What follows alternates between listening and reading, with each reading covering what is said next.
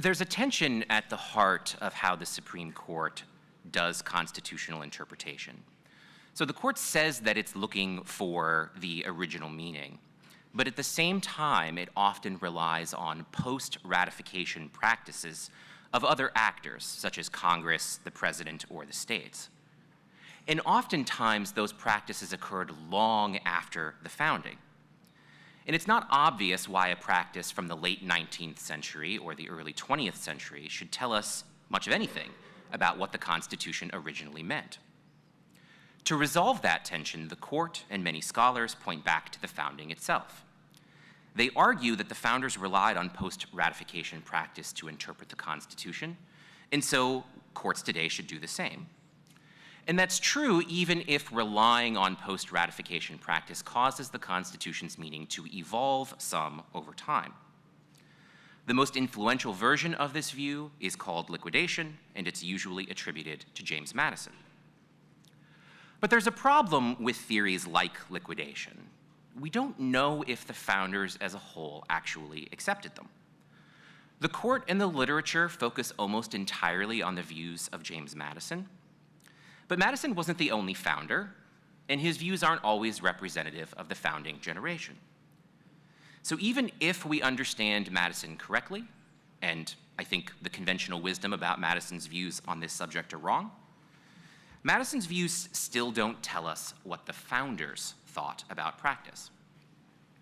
So I approached the question from a different angle. I looked at how English courts used practice in the 17th and 18th centuries, and how federal courts used practice from ratification through the Civil War. So you might say that I went looking for the historical practice of historical practice. What I found was that courts consistently treated practice as a tool for finding the law's original meaning, not updating or changing it. But courts intuitively realized that only certain kinds of practices shed light on the original meaning. And over time, a rigorous screening test emerged that helped weed out unreliable practices. So let me start by explaining why courts thought that practice helped reveal original meaning. Then I'll discuss the screening test and what we should do with that evidence today. The basic idea was straightforward. Courts believed that people interpreting a law shortly after it was adopted had special insight into its original meaning. They're more likely to understand the text and more likely to understand its purpose. But those interpreters rarely wrote their views down, so courts used practice, or what people did, as a proxy for understanding how they understood the law. If people charged with implementing a law consistently acted in a particular way, courts assumed that they thought that practice was lawful. And if people who were harmed by a practice consistently didn't object to the practice, then courts inferred that they shared that understanding. You can see this from how courts and treatises at the time talked about practice. Courts routinely described practice as an interpretation or a practical construction of the law. And many treatises talked about practice only in the sections dealing with contemporaneous interpretations. So they saw a link between the two. But courts were keenly aware of the fact that practice could be misleading. So people might take actions without really thinking very much about their legality, or they might think about the legality and just get the law wrong. So over time, this screening test emerges to help weed out unreliable practices. That test required that a practice have several qualities. First, the practice had to start shortly after the law's adoption. If the practice started decades later, courts wouldn't consider it. And courts were really consistent about this. So I found nearly 80 cases that involved historical practice, and I haven't found a single one that relied on practice that started long after the law's adoption. Second, the practice had to happen repeatedly and over a long period of time, usually centuries for English courts or decades for federal courts. If the practice was sparse or short-lived, courts wouldn't consider it. Third, the practice had to be uniform and uniformly accepted. So courts wouldn't consider practices that were inconsistent over time, and they wouldn't consider a practice if people were constantly objecting to it. Fourth, everyone involved, both the people engaging in the practice and the people who were potentially harmed by it, had to believe that the practice was actually lawful. Now, of course, direct evidence of that was hard to come by, so courts applied a rebuttable presumption. To simplify, if the practice was consistent over time and nobody was objecting to it, courts applied a rebuttable presumption that people thought it was legal. And to rebut that presumption, courts generally looked at the surrounding context and tried to figure out whether there were reasons why people would engage in a practice or decline to object to a practice even though they thought it was unlawful. Finally, the practice had to reflect a reasonable interpretation of the law. So if the law clearly barred the practice, courts wouldn't consider it. Now, most of those requirements will be unobjectionable to most originalists, I think. The one that might seem odd is the requirement that the practice be long-standing. So why didn't courts think that contemporaneous practice was enough? We have to speculate a little bit here, but I think courts were trying to make sure that contemporaneous practices were themselves reliable by asking whether they had stood the test of time. So courts knew that contemporaneous interpreters were human, just like anybody else. They could be biased, they could make mistakes.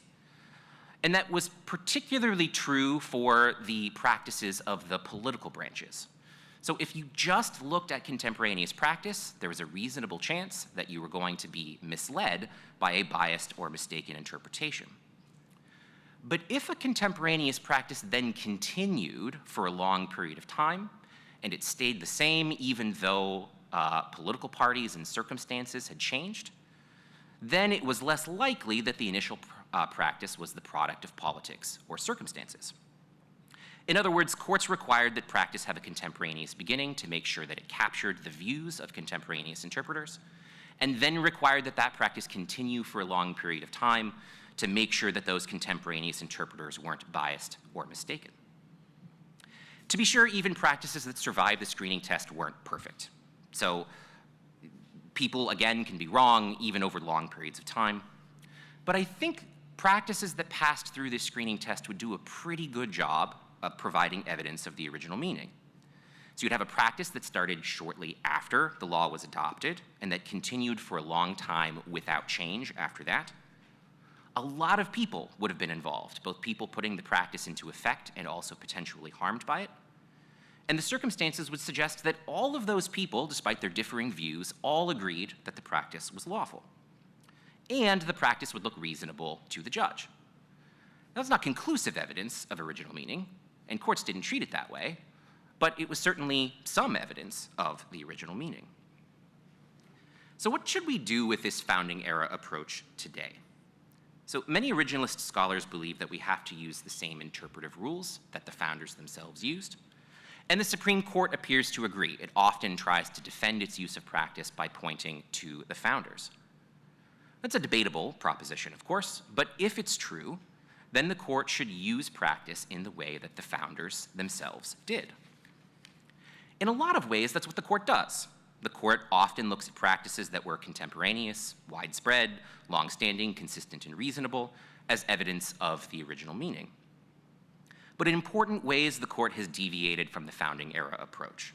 In particular, over the last decade, the court has routinely relied on practices that started long after the founding. And the courts might think that that somehow provides evidence of original meaning, and maybe it does, but it's simply not how the founders themselves used practice. The founding era approach also poses a serious challenge to the theory of liquidation. Liquidation understands historical practice to be a lot like judicial precedent. So it's not a way of discovering original meaning. It is a compromise between original meaning and the need for stability in much the way that stare decisis is. There's really no evidence that English courts or early federal courts thought about practice in that way. So of the almost 80 cases that I reviewed, only one, an English case from 1712, seemed to elevate practice over original meaning for the sake of stability. And that decision was quite unpopular. An editor to Blackstone's commentaries called it notorious, and later courts tried to find other ways of justifying the decision. So founding era courts didn't appear to accept liquidation. They thought that practice was a way of finding the original meaning, not a reason to deviate from it. One final point, the description of practice that I provide in the paper is not necessarily the approach that I would adopt if I were coming up with one from first principles. But if we're going to justify our use of practice by pointing to the founders, then we need to understand practice the way that they did, and that's what I try to recapture here. So I look forward to feedback.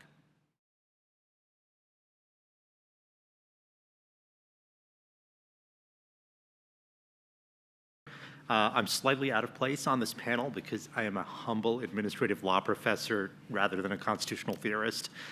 In some ways, Ryan's paper confronts the most abstract constitutional question of them all. What's the right methodology for interpreting the legal text, and specifically, what's the role of historical practice in such interpretation? So, as is the norm, I've learned from this conference, let's get the superlatives out of the way. Kudos to Ryan for taking on this topic and preparing such a rich and fascinating paper for us to consider. The heart of the paper, which I commend to you all, can be found in parts 2 and 3, and that covers Ryan's exhaustive research on English and early American views on practice.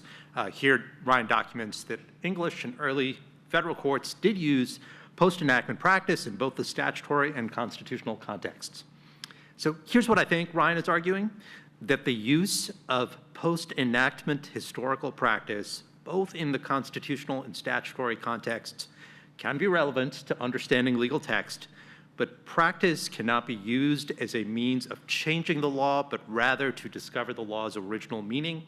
And so we need guardrails for the use of practice in constitutional interpretation, and Ryan identifies a few, which he explained at length. I'll just quickly summarize them. Practice has to be contemporaneous, repeated, long-standing, uniform, accepted, good faith, and reasonable. I hope I got all those. Those were from a quote in the article.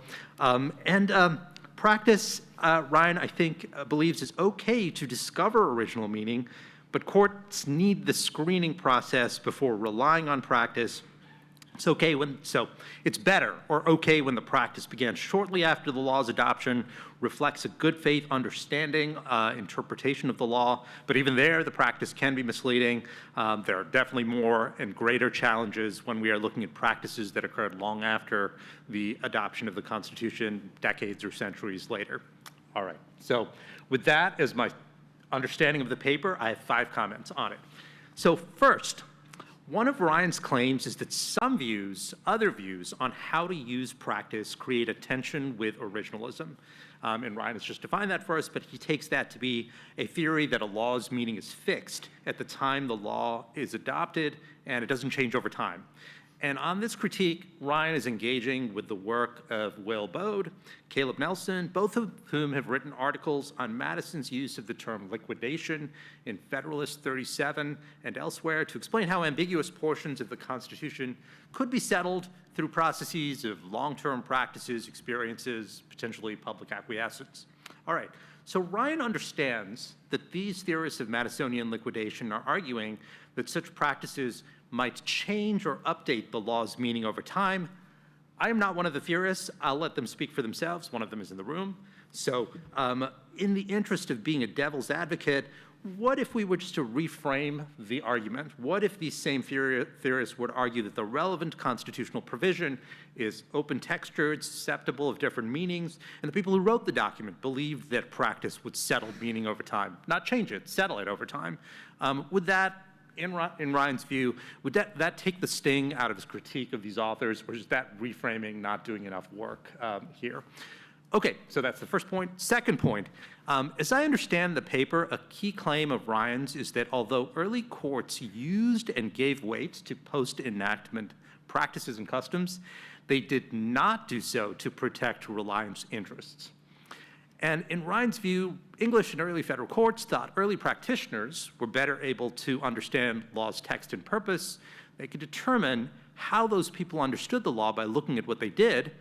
And so, put differently, we all seem to agree that post-enactment practice and custom can be relevant to interpretation under some circumstances. Ryan is taking off the table or adding the additional claim that post-enactment practice cannot be relevant if it's being used to establish reliance, if that's the motivation for why it's being used. And the question I have then is, why is this consideration of reliance out of bounds in this analytical process? And here I have 3 subpoints. So my first point is that the evidence on this topic, as I believe Ryan also agrees, is somewhat mixed. And so, and I'm taking this from his paper, English and American courts rarely claimed that they were invoking custom for reliance-based purposes. Ryan says he found 4 English cases, 4 American cases mentioning reliance or stability in passing. And without going into the details of these cases, what do we make of this type of mixed evidence? Do we accept the dominant position or not? Is there some other way we deal with that type of evidence when we confront it? That leads to my second point, and if you'll excuse the digression, I'll express this point with an anecdote about an exchange that the philosopher Ludwig Wittgenstein had with a friend. So apparently when a friend claimed it was natural to believe the sun moved around the earth because it looked that way, Wittgenstein asked, well, what would it have looked like if it had looked as if the earth turned on its axis? And similarly, we might ask, if early courts were invoking post-enactment custom because they cared about reliance interests, what would their opinions have looked like? And I say this because courts don't always explain every reason behind their use of the interpretive methodology that they are using. My third subpoint on this issue, could it be that the use of reliance as a justification for practice-based interpretive theories emerged over time during the 19th century? In other words, could the interpretive theories have shifted over time? And if so, what would that mean for our interpretation of the Civil War or later constitutional amendments, or perhaps the statutes enacted during that era? Do we see like some sort of divergence in interpretive approach? Okay, so that was my second point with several subpoints. Third, Ryan wants to argue that practice is distinct from judicial opinions. The latter does, Ryan agrees, receive some weight through the stare decisis process, but that is a historically grounded separate doctrine, as I understand the paper. And so I have a response to that, which is true, but can we say that the 2 practice-based theories and stare decisis to judicial opinions emerge out of a common source? And one of the justifications for stare decisis often given for judicial precedents is reliance. And if so, then why would we not invoke reliance for non-judicial precedents? One possibility, which is addressed in Ryan's paper, is that judicial opinions give their reasons expressly, whereas often those who engage in a practice don't always explain their views. So Ryan says that even if some early cases show that judicial decisions could liquidate a law, they don't prove that practice could. And that may be so because judges are more likely to use an adversarial decision-making process. They're less likely to be biased.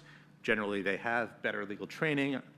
But note that these are pragmatic justifications for giving weight to reliance in the context of judicial decisions. So why are similar pragmatic reliance-based justifications out of bounds in other areas? Moreover, sometimes the pragmatic justifications apply in the case of non-judicial practices. On this point, Ryan notes that the line between practice and express interpretation can get blurry. After all, sometimes government officials often explain why they think their actions are legal before they take them. To be sure, Ryan notes, courts will rely on practices that lack such explanations. But what if, for instance, we had a legislative enactment where the explanation is given, so it's express? In that case, are we on the practice side of the line under the schema where we cannot take account of reliance interests, or on the express interpretation side of the line where I take it later arising express interpretations can be given weight on the basis of reliance? Parenthetically, it just seems to me that this part of Ryan's paper also helps us understand the difficulties lurking in the background of yesterday's applied originalism papers. Relying on historical practice poses this difficulty. Legislators don't necessarily explain the constitutional basis on which they are enacting certain laws. That sometimes makes it difficult to figure out from the enactment of the law, the practice itself, what the underlying constitutional principle is. And then even if legislators do provide such an explanation, it's possible that the articulations mask some politically motivated reasons that truly explain their legislative enactments or lack thereof. Fairly or unfairly, I think it's easier to ascribe to their legislative statements or their legislative enactments than to judicial opinions of false consciousness. But maybe people in the room feel differently on that point.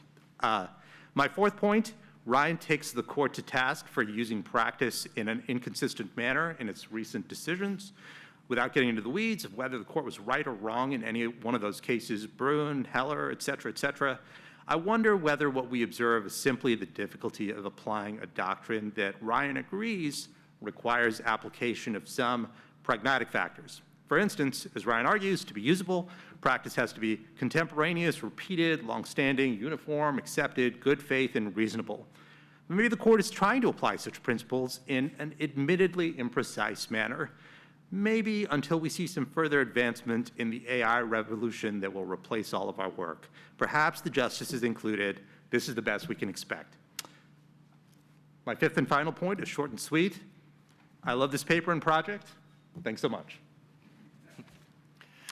Thank you very much. That's helpful. And I think you've touched on a lot of questions that I've tried to puzzle through myself. And so I want to start by reiterating, again, that this is not my attempt to say how I think courts should use practice.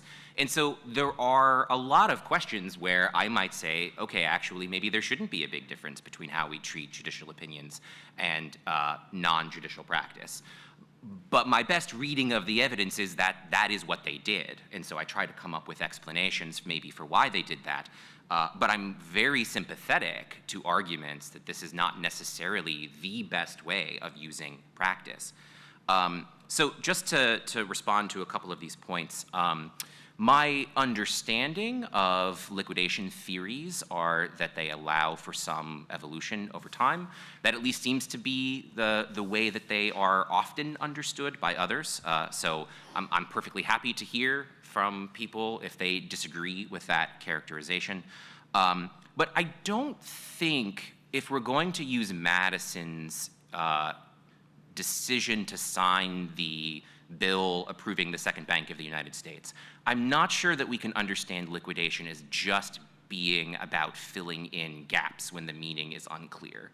Because that is not how Madison thought about that particular issue. So when Madison makes an argument about the bank, he forcefully argues that all the evidence is on his side. The text is on his side, contemporaneous interpretations are on his side, structure is on his side. And he never changes his mind about that.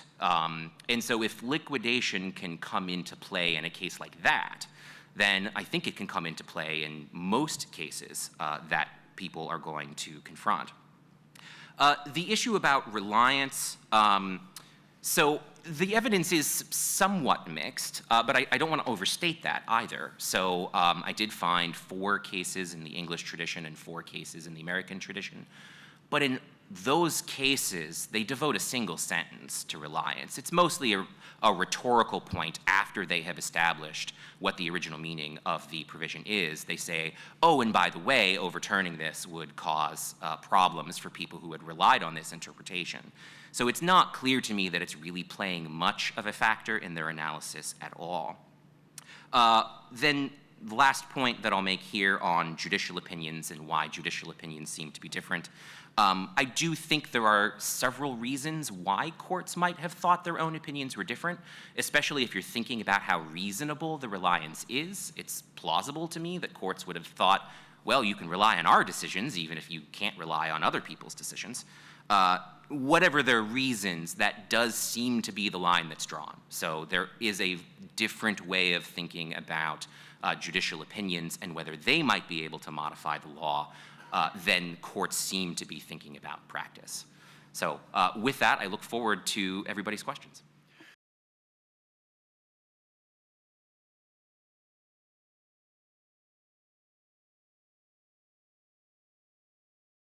Thanks for the paper. I am always happy to be attacked. And as you correctly note, I've never known whether or not Madison's views on liquidation were in fact grounded in historical practice and law by others at the founding, so I was very eager to read this paper and find out the answer. The puzzling thing is it seems like the answer in the paper is yes, even though the paper says no. And I understand these papers are more fun if they have an enemy, but I'm actually sort of puzzled what the real evidence is that historical practice didn't ground liquidation. So I don't think Madison, well, I was right that Madison thought that liquidation could require you to do something that was not the best reading of the Constitution, right? He was not a Loper-Bright person. He didn't think that the best reading was always the only permissible one. He still thought that was different from changing the meaning of the Constitution. So he repeatedly insists in his liquidation materials that expounding the Constitution is different from altering it. And he seemed to have something more like a Chevron view, where there's a range of permissible interpretations and a whole bunch of impermissible interpretations, and that using some sort of method to pick something the second best of the permissible was just different than altering it. We could disagree with that, but I'm not sure I see anything in the materials that really disagrees with or grapples with that distinction. It just doesn't, the cases don't seem to bear on that question at all. So then the question is, what do the cases say that distinguishes liquidation, right? And you have 3 points, I think. One is the long after question, right? Can practice long after the founding settle something? And it just doesn't seem like you have any cases that really grapple with it. Unsurprisingly, in the founding era, they didn't have a lot of practices that were after the founding era, because it hadn't happened yet. And time travel also had not been invented yet, as far as we know. And it doesn't seem like any of the cases, you could imagine a case that in dicta says, look, this practice is good enough, but we want to say if this practice were too late, it wouldn't count anymore. But it doesn't seem like there are any.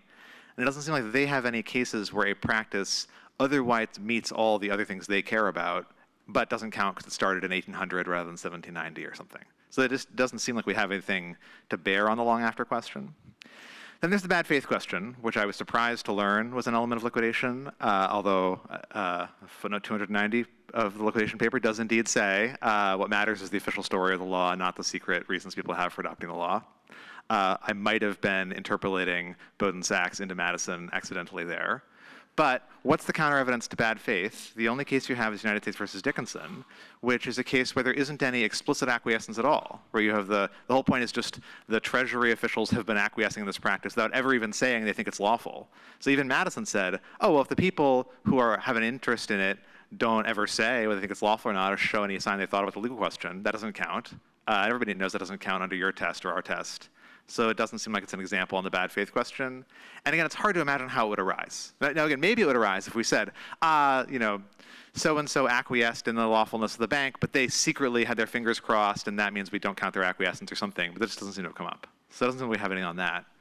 And then there's the public sanction question. And there, Madison's whole point of the public sanction was that the public sanction happens indirectly. So what you need is acquiescence by different groups of people, different parts of the country, enough to make it kind of representative of the public. And that's exactly what the practice requires. And it's just the public sanction is Madison's reason for requiring that, but he never says you have to look and see, oh, indeed, like we took a poll, or we can see where the public is on that. So you don't see that in the cases, but you wouldn't expect Madison to see it either. So I am kind of left with, I guess, Aditya and with Wittgenstein in saying, like, what would it look like if the courts believed in liquidation? It seems like it would look like exactly what they say. That's not enough to prove that they believed in liquidation rather than something else, but I was actually shocked to see how much liquidation was our historical practice. Garrett.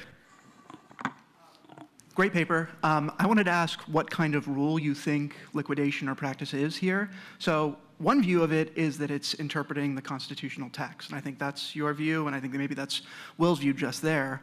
But another view would be that it's a form of constitutional amendment. It's a rule of change about the Constitution that's maybe permitted by the Constitution if you think that Article 5 isn't an exclusive mechanism for changing the Constitution's text. And I think you need an answer to that question because I think it matters about what kinds of inferences you can draw from the evidence that you have about historical practice at the founding. So just a couple examples. One, if you think that this is really a theory of constitutional amendment rather than a theory of interpretation, then you might think that there are different rules of change for statutes than there are for constitutions. Two, you might not have very good evidence about what the founders thought historical practice could do to change the Constitution 100 or 150 years after the founding.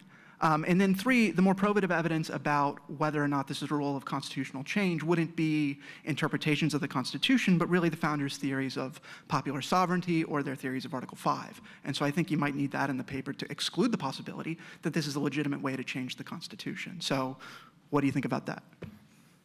One, some evidence that you don't consider that I'm happy to share with you. There's a paper that I published, that I co-authored in 2013, I believe, called Pre-Originalism in the Harvard Journal of Law and Public Policy. that provides kind of data on cases of first impression that support your evidence in a more of a quantitative perspective. There's one line of data of English precedent usage in these cases, and I can share, I think it's online, but if not, I can share the kind of behind the scenes, pull back the curtain and share that if you're interested. Secondly, I was curious, you do talk a lot about liquidation, and you made more of your viewpoint clear here, but I didn't know, and I don't believe that you mention a lot of traditionalism in Sharif Gurgis's work, and I'm wondering how, I might have missed it in a footnote because I listen to these things. I get through more when I listen to them. So I wanted to know kind of how your practice research interacts with traditionalism, and then I've written in that I don't think Madison should be as big of a deal or as determinative as we maybe have previously thought that he should be, especially if we are veering away from intentionalism.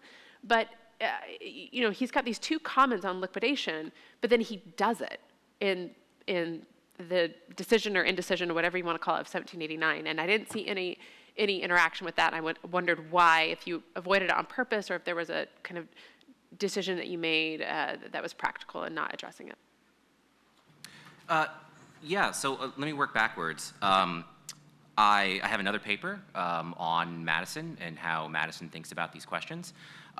So I'm just trying to focus on courts and broaden things beyond just Madison in this paper. But I definitely think Madison's relevant, and I definitely want to come back to that and try to explain what I think is going on with Madison. So interaction with traditionalism, I think my understanding of how practice is used somewhat narrows the gap between original public meaning and traditionalism, but it doesn't close it all the way. So there's going to be, I think, daylight in between traditionalist views, which maybe don't need to start contemporaneously because they're not as concerned about the original meaning. So I think there's some differences there. But I do think that tradition does provide some good evidence of original meaning. I'd also love to see the paper that you mentioned. So please, definitely please send it to me. Garrett, I definitely think about this as a method of interpretation and not as a method of constitutional amendment. So I don't personally think that there are non-Article 5 ways of amending the Constitution. So I think that is why I view this as an interpretive question. And that seems to be how the founding era courts are understanding it. So Will, I think part of what's going on here is a question about burden of proof. And in my view, if we're going to adopt a doctrine that allows for the Constitution's meaning to evolve over time, I would expect there to be pretty strong evidence that that is what the courts actually allowed. And so to some extent, if you think that there's simply no evidence on some of these questions and that the cases can be read in either way, I view that as being, okay, let's stick with the default originalism rule that the meaning is fixed at the time of the founding. That said, I do think there's more evidence in the paper. So this is partly why I spend so much time with the English tradition. And I think on several of the points that you raised, there are more cases on the English tradition, particularly when it comes to late arising practices. So there are lots of English cases where they are confronted with late arising practices. They expressly say, this is too late in the day, this is modern, we're not going to consider it. And given all of the evidence that I think the founders are drawing on the English practice, I am comfortable saying that's at least some evidence that that's how they would have viewed it too. Although I do agree with you, right after the founding, we may have a bit of a problem because there haven't been a lot of long-standing practices or late arising practices to consider. But there's not none. So in some cases, you could imagine courts interpreting statutes that long predated the Constitution. You don't find any cases where there's a late arising practice involving a statute like that the court is willing to rely on. And I looked at cases going all the way up to 1860. So there is time for late arising practices to pop up. And I just don't find any of those cases. And so to the extent that I don't have a case that expressly says we're not going to rely on that, that gets back to the burden of proof point.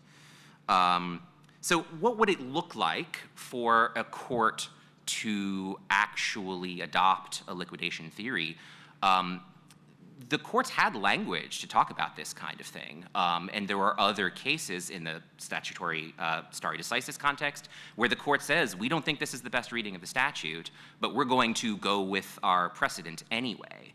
And I find it striking that you don't find cases like that in the context of practice. You just don't see cases where the court says, look, we think this is really unclear, and we're going to go with the practice, or we think the text actually cuts somewhat the other way, and we're going to go with practice.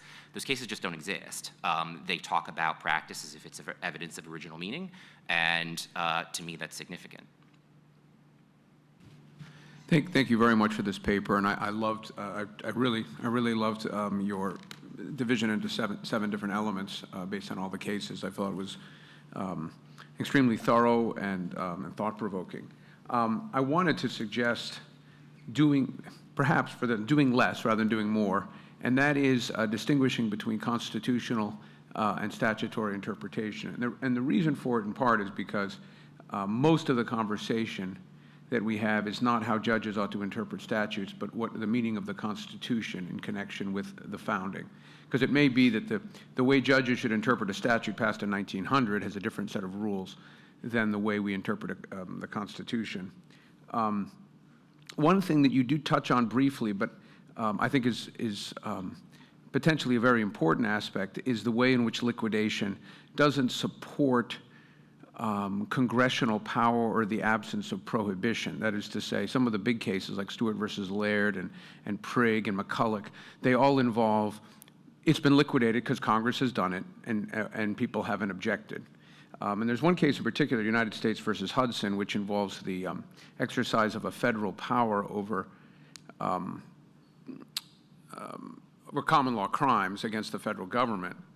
And the court there, in fact, said the long settled fact that no one ever asserted this power is, in fact, evidence that Congress or the courts don't have the power. And that would allow, for example, for to use liquidation for limited government. But it would be this nobody's ever said this before, and because the deaf silence is deafening, it means that the judiciary can't do it. And lastly, just my own personal preference, but perhaps it might be interesting to you. You may want to put an ornament on a quote from Lincoln about in the Dred Scott speech, where he talks about the steady practice of our departments throughout history and the settled opinion or the opinion of legal public expectation. And also his Cooper Institute speech, which is probably the most famous application of that principle, that Congress did something, everyone thought it was okay, nobody objected. That pretty much answers the question. So this is another question or set of questions about the paper's consideration of the idea of reliance in founding era practice, right? It begins by asking, when is the founding era? Some of the cases in your data set are as far removed from 1788 as we are today from the Burger Court. And I might hesitate to draw inferences about Burger Court ideas about interpretation from what people say about interpretation today. So when is the founding era? It's a sort of inverse face of the problem that people have raised about, like, has there been enough time? Well, has there been too much time for your data set? Right? And then in the cases where you note that courts do mention reliance, you tell us it's not what drives the decisions. And here I ask, how do you know? Both in the paper and in your response to Will, you say it doesn't take up much space, right? It's not, they don't spend a lot of time on it. So that might tell us something about what drives the decisions, but it might not. It might tell us what part of the argument can be made easily and what part of the argument takes a bunch of effort and the reader's attention to persuade them of, because it's a harder question, or it might be a bunch of other things. You say that the courts don't say we're choosing reliance over or in spite of original meaning. And Will is, of course, happy, right, that you note that they never say that, right? But of course they don't say that, right? It seems to be a feature of judicial, maybe more broadly interpretive practice in this system that people don't say the original meaning is X and we do not X. That's not a thing that happens. But that doesn't tell us that Reliance isn't doing work there. And I'm not saying that Reliance might be doing work and the court is disingenuous about it. There's another possibility, which is that the court experiences cognitive pressure to decide cases in ways that don't upset Reliance interests, or that the court experiences cognitive ease at offering an interpretation, right, declaring something to be the original meaning in a way that coheres well with what they're accustomed to about how practice works. I would say that what the court is engaged in is a reconciliation of its view of original meaning with a set of things that are constituted in some part by Reliance. And I wonder how we would know, based on your evidence, that that's not what's going on. I learned a lot. It's not my field, so these are a couple of reactions from somebody who's a generally interested reader and found some parts of the paper hard to get into. So one is, very early on, I was thrown for 2 or 3 pages. Like in the first sentence, you define very precisely what historical practice is. It took me a couple pages to understand what you had meant. In particular, I guess, I associate historical practice both with what you talk about in the paper and then efforts, like with my paper, efforts to figure out what some right might have meant before via history and tradition. And so somewhere early on, you just need to disabuse readers like me, maybe. Maybe I was an outlier. And then I guess the other reaction I had is was interested to hear what Will and Caleb Nelson and Aditya have all said. But before you go through the authors who have talked about the issues you're talking about, if this paper is primarily an originalist paper, I'd want some explication how the phrase judicial power in Article 3, if this is going to, like if your argument is going to help originalists carry through their project, you're filling in some information about what judicial power means. Explain that there are probably some problems in spinning that argument out, go through those, and then bring in Nelson and Bode and Bamzai. All very helpful. Just a few reactions. So I take the point that maybe getting into statutory interpretation is not the most important thing for this paper. The reason that I do it is it seems like they treat statutory and constitutional interpretation the same. And so it helps me expand the data set to understand better what they're doing. And I think I have a preference for continuing to include it for that reason, but I know the paper's already very long, and so there's certainly a good argument for cutting it. On the reliance, so I think it's usually the case that courts don't come out and say we are giving more weight to reliance interests over the original meaning. There are cases like that. In the English tradition, if you go back pre-17th century, there's actually a fairly long-standing view that erroneous interpretations of statutes can change the meaning of the statute, and courts are actually pretty explicit about it. Now, for various reasons, which is another paper that I'm working on, I think that way of talking about things kind of dies out over time. But for people who were born into the common law tradition, they would have read those kinds of sources. They would be aware of those kinds of cases. And there are, I can get more into why I don't go into state court cases, which I think might be somewhat problematic as a source of evidence. But if you do look at the state court, or really state court cases, there are some state courts that expressly say we are going to violate this statute in order to protect reliance interests. So those cases exist even around the time that I'm looking at. And federal courts just never say that. And so I do think that is also significant. As far as what's driving the analysis, I mean, I take your point that it's certainly possible that courts care more about reliance than they're letting on. What I'm trying to do is just read the opinion and try to figure out, if I were a lawyer at the time, how would I understand what the law actually is here? And the fact that they very rarely mention it in any of these cases, that when they do mention it, they spend very little time on it, and that in other cases when there are important reliance interests, courts expressly say, this is no business of ours. What we're here to do is understand the language of the text or the Constitution. We simply don't care what the consequences are. That all to me suggests that reliance is not a major part of what they're doing. As I say in the paper, I do think reliance can be some evidence that boosts your understanding of the original meaning, just based on the idea that if an action has really important consequences, people are more likely to think about it, and so it's more likely that their practice actually reflects an attempt to get the law right. So I don't say it matters not at all, but it does not seem to really be driving the analysis for the reasons that I said. Great. Well, the queue has gotten even longer, so let's do our best to keep questions and answers concise. Next up, we've got Mike Ramsey, Don Drips, and Adam Griffin. All right, thanks, and thanks for this paper. This is very interesting. I have a comment and then a question, and I'll try to be brief. So my comment is, I think there are two different things that you're pushing back against, which sometimes you separate and sometimes maybe not as much. So one is the category of moves that allow courts or interpreters to find a meaning of the Constitution which is not the best original meaning, and by best I mean the most likely actual meaning. And so in this category is things like reliance and liquidation, I would say.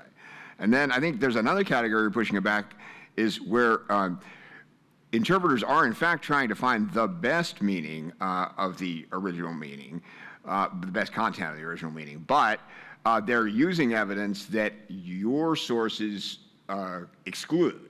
And the best example of this is practice that arises somewhat after the close post-ratification period. So I think those are two different things. And so first thing is, I think, to keep them separate. And then my question is on the second category, which is things that you're using to find the original meaning, and what you're saying is that the original practice has sort of a closed set of things that you can use. And my question is, what is the status of that rule? Is that part of the original meaning of the judicial power, or is that just a guideline to try to keep us aligned with best practices? To what extent, if I don't agree with your categories or your limitations, so for example, I think that rather than there being a cutoff time that you can't go beyond in order to be indicative of original meaning, I think it's a spectrum. And so I think a practice from, say, 1850 is not especially probative, but it's not nothing. And I take it that'd be contrary to the way you're reading your sources as an approach to finding original meaning. Again, I'm distinguishing the reliance and liquidation things. Am I then, as a modern interpreter, precluded from using that evidence by the interpretive practices that you've identified? Or is what you're identifying just sort of a best practices kind of thing, where I might say, no, though now as someone who's trying to find the original meaning from the perspective of 200 plus years, which is much more distant than the interpreters that you're looking at, maybe I could say, although with caution, that I would go beyond the categories or the requirements that you set forth from your sources. So that's it. I think that's the question. Don. As you know, I want to ask you about Enning against Carrington, and Pratt's reference there to why executive practice doesn't establish a defense to a common law tort action. Part of what he says is that there's some practice that doesn't count because it's toxic. And he refers to before the Glorious Revolution, the Star Chamber, the Scroggs, and so forth. We obviously have that view about like slavery practices and so forth.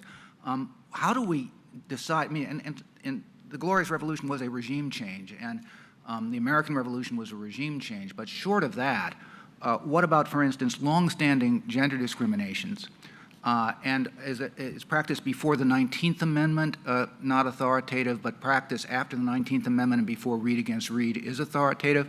What criteria do we use for saying, well, yes, that's practice, but that's not the kind of practice we want to perpetuate? Adam. Can courts legally liquidate practice contrary to the law's original meaning? So can the court ever legally liquidate a law contrary to its original meaning? If so, when and how? Go in order. No. No, they can't. Entic, there, the court's looking at practice in the context of the common law, so it technically falls outside of the scope of my project because common law is based on usage, and so practice has an ability to influence the common law in a way that it doesn't with statutes. That said, I do think there are a lot of parallels between how the English courts use practice in the context of the common law and in how they use it in the context of statutes. So there, I think one of the things that the court does say is, look, we have this longstanding practice of using general warrants that arose in particular after the English Revolution. But you're right, the court discounts it, and what the court says there is, this practice has been accepted, nobody's challenged it, but we suspect that the reason that no one has challenged it is either because those people were guilty, and so didn't stand to benefit from challenging it, or they were poor and didn't have the ability to do so. And so I think that fits right in with my framework where the court says, we have to believe that your acceptance actually reflects that you really believed that this practice was lawful. And if there's some glaring, obvious reason why you would have thought it was unlawful but didn't challenge it anyway, then we're not really gonna put any weight on that practice. I think to your broader question about what we do with practices maybe involving gender discrimination, those kinds of things. And this has actually come up in the Wolford argument, so I've been thinking about this. And I think that's really where the good faith presumption is coming into play. And so good faith presumption, courts really just needed some plausible reason why they thought people weren't trying to interpret the law in good faith. And so I think the things that you're identifying would be something courts could point to and say, yes, we have this longstanding practice. We don't think you were really trying to get the law right. We think you were trying to discriminate, and so we're not going to give weight to that practice either. On the question of late arising practices and how tied we are, I think it depends on how much of an original methods originalist you are. I take that as a premise of the paper that we have to follow the interpretive rules as they were understood at the founding. I'm still thinking through what I think about that. So I don't necessarily agree with all of that. It's possible that I think you could deviate from how they interpreted the law at the time of the founding. And I think particularly when it comes to late arising practices, you're kind of describing my view if I were doing this from first principles. I think a practice that arises later can shed some light on the original meaning. That just doesn't seem to be what they did. And so if you want to come up with some other justification for relying on that, I think that's fine. I think my primary objection is that the court points to the founders and says, we're going to look at practice because they looked at practice. And then they use practice in a way that the founders didn't. And that to me seems troubling. If there's some other justification for relying on it, they should explain that. Great. Well, we have 20 minutes and 9 questions left on the queue, so let's move quickly. My next set of 3, Chris Green, Judd Campbell, and Tyler Lindley. Interesting paper, fascinating. I'd like to see more on Stewart versus Laird. It's got a lot of back and forth arguments of counsel, but a number of things you said don't seem to, I'm just reading over Stewart. It'd be nice to see more engagement there. Briefly, one way you might say that practice is super important, contemporary practice today matters a lot. Completely consistent with originalism is not that it helps us figure out original meaning, not that it changes original meaning, but it tells you how clear original meaning has to be.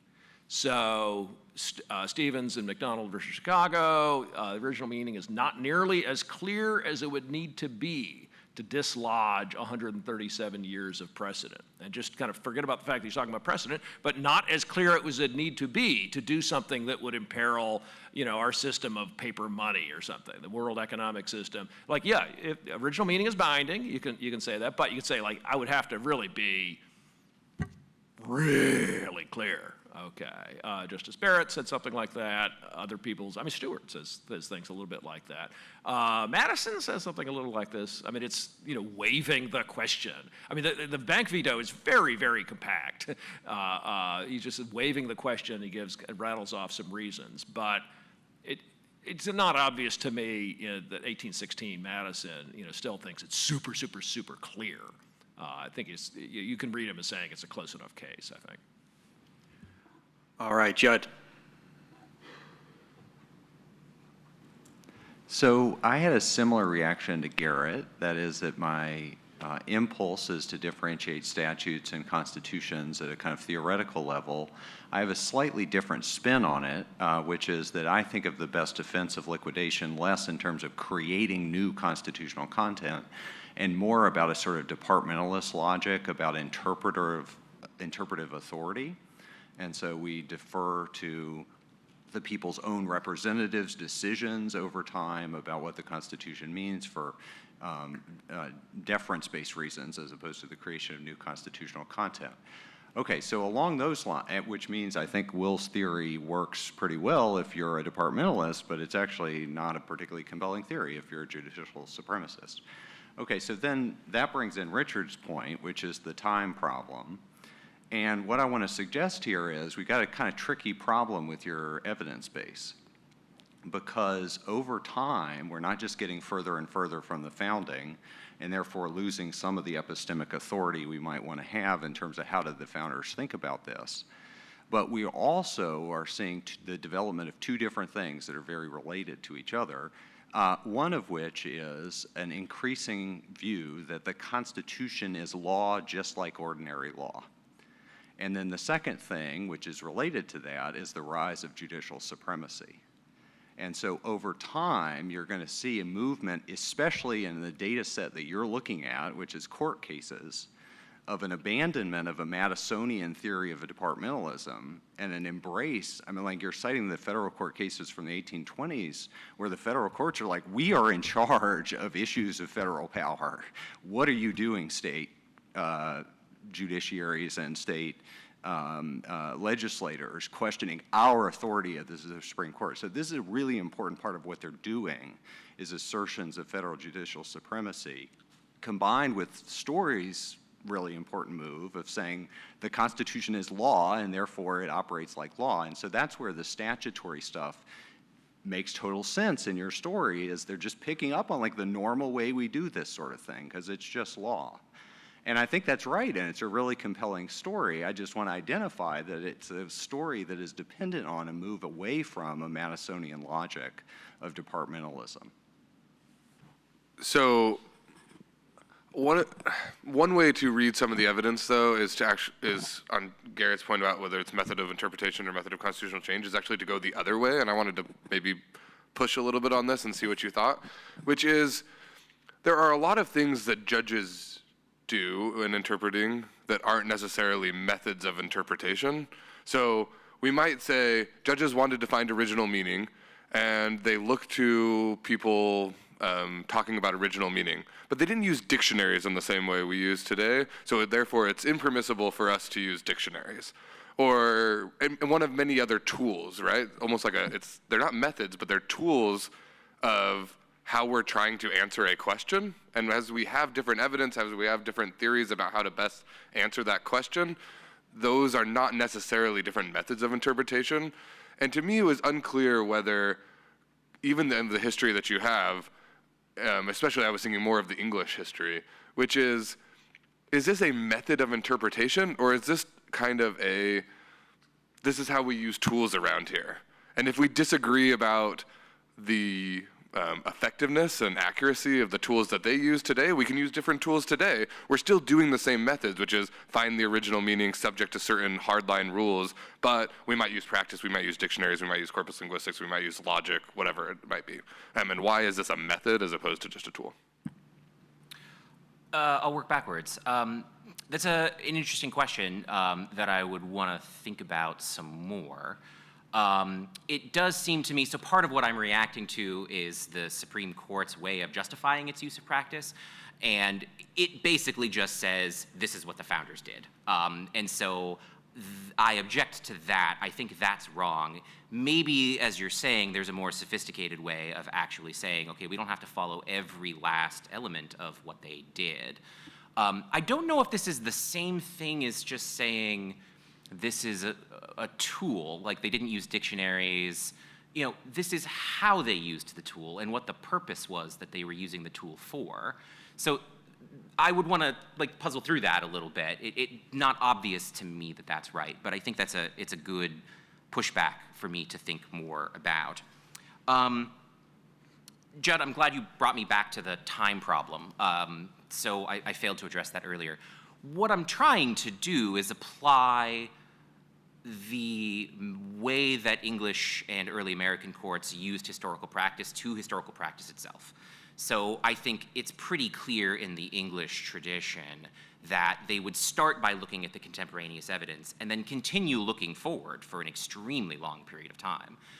And as long as the practice remains consistent throughout that entire period of time, you might very well be right, I think you are right, that the later practice is not as probative as the early practice. But as long as it's all consistent with each other, it's still helpful and it still helps confirm the original practice. And so I agree with you, a case from the 1850s standing alone might not be all that helpful. But I don't think any of the arguments that I'm making really turn on those later cases. It's really more saying, here's what the practice was, and then it extends forward for a long period of time. So that's really the reason why I take it as far forward as I do. Absolutely need to talk more about Stewart versus Laird. I think Stewart is a complicated case in a lot of ways, so the court is trying to figure out if Congress can compel justices, Supreme Court justices, to ride circuit. It seems from the historical evidence that a lot of the justices think the answer is probably no, but they're getting a ton of pressure. The Republican Party has declared war on the courts and has threatened to impeach them if they issue decisions that the Republican Party doesn't like. And so the way I read Stewart is basically the court's looking for an off-ramp. It's trying to find some way of deciding this case incorrectly, but without butchering the doctrine. And so you get a 3-sentence opinion on this point that actually lines up pretty well as far as a doctrinal matter with the approach that I've laid out. So they say this practice started right away. It's continued ever since. It's been accepted. They refer to that practice as a contemporaneous interpretation of the most forcible nature. So everything they say in the opinion is consistent with what I say. It's just if you look behind the curtain, there's a very good chance that they're applying that theory incorrectly, which I think it's understandable why they do that. And I think this gets back to the discussion yesterday about the difference between the methodological theory and the application. I think the application might be wrong, but I don't see anything in the opinion itself that actually says anything that's incorrect. All right, so I think this is a fascinating paper, just a tremendous amount of work, so kudos on all that. I completely agree. You need to say a lot more about Stewart v. Laird. It seems like the justices themselves were acting in bad faith, which is an interesting twist on your argument. My broader question is actually, and I think it connects to what Judd and some others have said, you're focusing exclusively on how courts during this period relied on historical practice, but a ton of constitutional interpretation and implementation during this period was not done within the judiciary. And I doubt very much that Madison was thinking exclusively about the judiciary, right? There were important debates that themselves in Congress and in the executive branch relied on historical practice. So debates over the national bank, debates over Congress's power over federal jurisdiction, debates over Congress's power to expand or contract the size of the United States Supreme Court. They were having these debates and looking back on their own practice. And so when courts today are trying to figure out the proper original method, are they to rely exclusively on what courts did, or can original methods go beyond courts as to what political practice was? My question deals with the evidence and possible changes over time. So you say that sort of early English practice is much more favorable to like a communist era approach, but then by the time of the 18th century, it's moved. As I read Christian Bursett's paper, he locates that change more in like mid-1700s. And you cite it, and I apologize if this has been raised before, I don't think so. Sort of, where do you disagree with him? Like, which pieces of evidence do you read differently? Because I find your account more normatively attractive, but I would want to make sure that, we're right. I have a comment that's really may very well be more for your project on Madison than it is for this paper. But I have a pet peeve. I've long had a pet peeve on how almost everyone interprets Madison's use of liquidation power and precedent in the context of defending his having signed into law the Second National Bank. People are using this as an example of how Madison thought that the meaning of the Constitution needed to be liquidated. I don't think that's what he was doing at all. I think what he was saying was that on the issue of whether the bank was necessary or not, that is something that practice could reveal, combined, as he said, with the almost necessity of the bank, to argue why the bank was necessary, and it would have been presumptuous of him to sort of stand in the way of the decisions having been made by all these other people that we need a bank, and I'm going to say we don't need a bank. Because in his bank speech, one of his arguments was the bank is unconstitutional because it's not necessary. And here's all the reasons why it's not necessary. We could do it this way, we could do it that way, we could do it the other way. And when he was president, he sort of yielded to the judgment, well, maybe it's necessary, and so I'll go along with it. And as evidence of my reading of this, I would first of all cite the fact that after Marshall upholds the bank bill that Madison signed into law, Madison is harshly critical of the interpretation offered by Marshall in defense of the same outcome that Madison thought was the correct outcome. That's piece number one. And secondly, when Jackson vetoed the renewal of that bank bill, he adopted pretty much the same structure while disagreeing with Madison on the precedent. What he said was, A, if Marshall is to be believed and whether something's necessary or not is really a matter for Congress to decide. Me, the president, is exercising the veto power. That's a legislative power. That puts me as part of the legislative process. And I think the bill is unnecessary. And if I think the bank is unnecessary, that means it's unconstitutional. And under the norms, you vetoed when things were unconstitutional, and therefore it's unconstitutional. And then he said, and all the on again, off again, hot and cold practices with respect to the bank is not enough precedent for me to hold otherwise. I'm still going to allow to exercise my independent judgment. So I don't think maybe other things Madison said about liquidation was about meaning of the text. I don't think anything here is about the meaning of the text. It's all about the necessity of the bank. And whether, like for example, last thing I'll say is if now we decide that somehow the spending power is limited, we might say that, well, nevertheless, we're going to keep Social Security in existence because whatever. And so I just think that's what this was about, the policy of the bank and a judgment call, and not about constitutional interpretation at all. So I absolutely think that non-court practice matters. I focused on courts because I ultimately think we're trying to figure out what doctrine courts should apply, and that seemed like the best source of evidence. But it's certainly not the only one, and I want to return to this in the future, in part why I'm looking at Madison. So I think that's very helpful. I also have a paper on communis error that will be in the works. So ultimately, I think I've read Christian's paper. I think it's great. I think we're asking slightly different questions. So he's looking at statutory stare decisis and the effect of judicial precedents. I'm looking at practice. And so many of his cases, I think, are distinguishable because he's looking at what effect an erroneous judicial precedent has. Outside of that, he does rely on some cases involving practice, but I think he both understates the evidence against the common error maxim and overstates the evidence for it.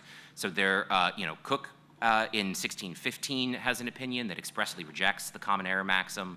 I think Blackstone does the same thing. And then when it comes to cases in support, a lot of what he cites are arguments by counsel that the court should apply the common error maxim. Dicta, almost every other case that he has is dicta. The only case that I have ever seen that actually applies the common error maxim to a statute is the Bewdley case from 1712, which is the one that I mentioned that's very unpopular. Randy, I think your interpretation of Madison is very interesting. I'd like to talk to you more about it. I also interpret Madison differently, but I won't get into it right now. I think this question of what is the rationale for looking to longstanding practice, especially practices that begin, considerable time after the founding? It's a really important problem. It's obvious that the Supreme Court, it's under-theorized for them. I don't think they have a clue, but that's okay, because that's our job.